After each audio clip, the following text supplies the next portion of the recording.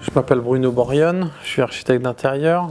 Je travaille depuis une trentaine d'années. J'ai commencé ma carrière en travaillant avec Philippe Starck pendant de longues années. Et puis j'ai monté mon propre studio il y a presque 5 ans maintenant, pour plein de raisons diverses et variées.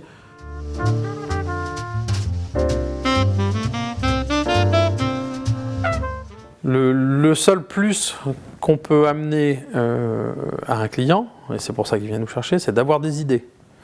Et des idées, le but du jeu, c'est d'en avoir plein et de ne pas avoir les mêmes. Donc je dirais que si un client vient me voir pour un projet d'hôtel ou un projet de restaurant, je suis censé avoir des idées d'aménagement, de couleurs, de matériaux, de mobilier, de formes. Il est bien entendu que le lendemain, si un autre client vient me voir pour un autre projet, il faut absolument que j'aie d'autres idées. Donc moi j'essaye de faire en sorte que mes projets ne se ressemblent pas. Alors, vous allez me dire, s'ils se ressemblent peut-être, mais ça moi je fais tout pour qu'ils ne se ressemblent pas.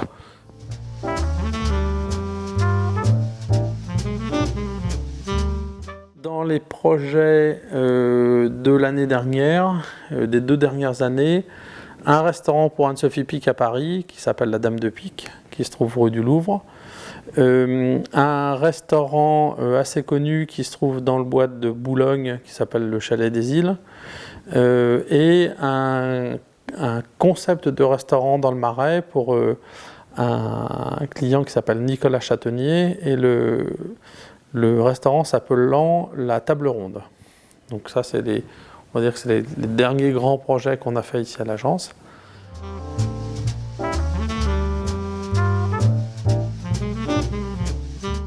Ce qui a toujours été intéressant, c'est que il n'y a jamais de problème. On a toujours considéré à l'époque à l'agence qu'il n'y avait jamais de problème. C'est-à-dire qu'un client vient en disant c'est une catastrophe, il s'est passé ceci, il s'est passé cela. On arrive sur le chantier, il y a 2 solutions. Soit tout le monde dit c'est une catastrophe. Bon, qu'est-ce qu'on fait? C'est une catastrophe. Ou alors on se dit voilà, on crée un état au jour J. C'est comme ça. À partir d'aujourd'hui, c'est comme ça avec ces nouvelles données. Comment moi je fais maintenant, à partir de ces contraintes, pour être créatif et me sortir de ce problème-là? Donc en fait, un problème n'en est jamais un. Un problème, c'est toujours un nouveau cadre pour être créatif et pour apporter de nouvelles solutions. Donc ça, c'est vrai que c'est quelque chose que Starck a toujours pas mal développé dans sa façon de travailler. Et pour le coup, si j'avais quelque chose à retenir, on va dire, des années passées avec lui, c'est ça. C'est de se dire, rien n'est jamais un problème.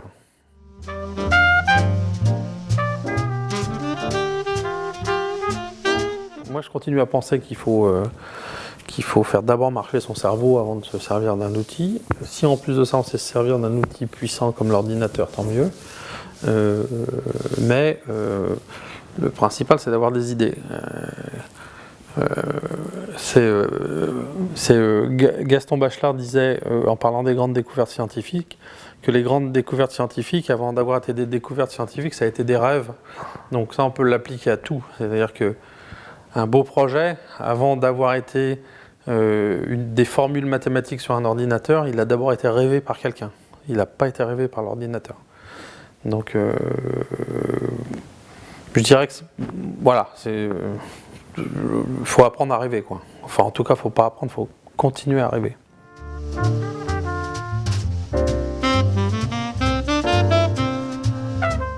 J'aime beaucoup le travail d'un architecte italien qui s'appelle Carlo Molino, qui a beaucoup construit en Italie dans les années 40.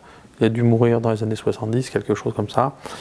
Pareil, ce qui m'intéresse dans son travail, c'est une recherche tout azimut, très éclectique, des matériaux, les formes, etc. Donc ça, je trouve ça intéressant parce que j'aime la spontanéité et la fraîcheur de... on a l'impression qu'à chaque fois qu'il met une feuille sur sa table pour commencer à travailler, il a tout oublié ce qu'il a fait avant, et il se réinvente à chaque fois. Donc ça, je trouve ça intéressant.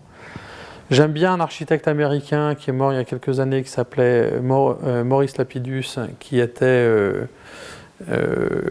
a beaucoup construit en Floride et un peu à New York. Pour la même façon, c'était un éclectique en diable, avec, on va dire, un côté un peu plus anecdotique. Hein. C'est un peu à l'américaine, ça ressemble un peu à du décor de cinéma, mais reste que c'est riche, c'est inventif, c'est...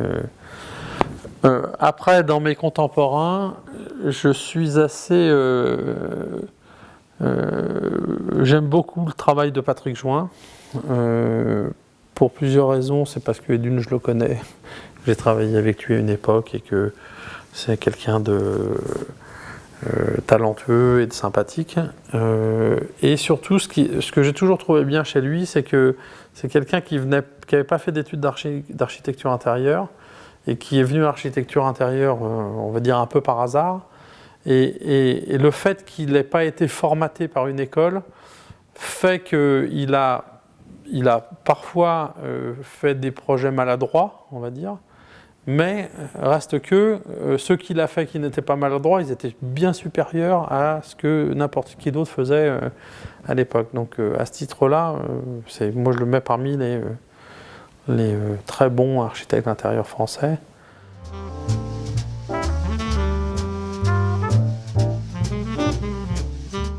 C'est une très bonne question. Il y a plusieurs choses que j'aurais aimé faire. J'aurais aimé être luthier. Ça, c'est quelque chose qui m'a toujours intéressé. Et sinon... si j'avais fait des études plus classiques, je pense que j'aurais été prof d'histoire.